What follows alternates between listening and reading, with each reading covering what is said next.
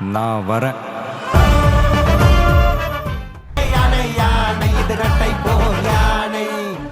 என் நெஞ்சில் குடியிருக்கும் தோழர்களே, பிறப்புக்கும் எல்லா உயிர்க்கும்னு சொன்ன ஆதியோன் திருவள்ளுவருடைய வழியில நம்முடைய தமிழக வெற்றி கழகத்தின் கொள்கை தலைவர்களா